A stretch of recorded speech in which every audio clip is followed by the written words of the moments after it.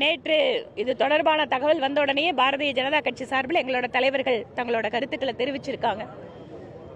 அதாவது கேப்டன் விஜயகாந்த் அவர்கள் 2014 நாங்கள் தமிழகத்திலே ஒரு கூட்டணி அமைத்த போது எவ்வாறு எங்களுக்கு உறுதுணையாக இருந்தார் என்பதை தனிப்பட்ட முறையிலேயும் எனக்கு தெரியும். அவருடைய நோக்கம் என்பது தமிழகத்தினுடைய வளர்ச்சியாக இருந்தது.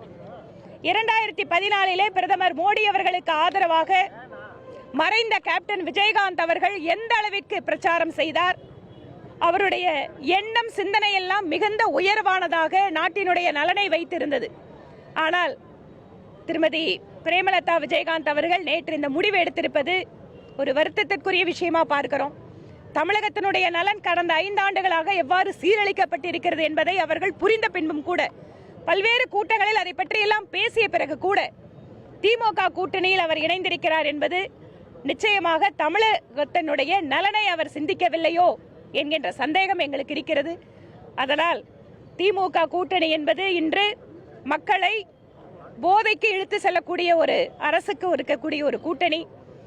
தமிழகத்தினுடைய பெண்களுக்கு எதிராக இருக்கக்கூடிய கூட்டணியில் எதற்காக அம்மையார் அவர்கள் இணைந்திருக்கிறார் என்பது தெரியவில்லை. நிச்சயமாக அந்த வெல்ல போகாத ஒரு கூட்டணிக்கு எதற்காக அவர் சென்றாரோ நிச்சயமாக அது அவர்களுக்கு பலனளிக்க போவதில்லை.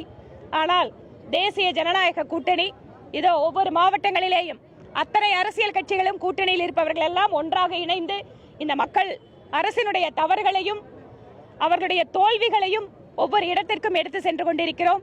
ஆக வெற்றிக்கான கூட்டணி என்பது தேசிய ஜனநாயக கூட்டணி தான். பிளே ஸ்டோர் மற்றும் ஆப் ஸ்டோரில் இருந்து பாலிமர் செயலியை QR கோடு மூலம் பதிவிறக்கம் செய்யுங்கள். செய்திகளை உடனுக்குடன் பெறுங்கள்.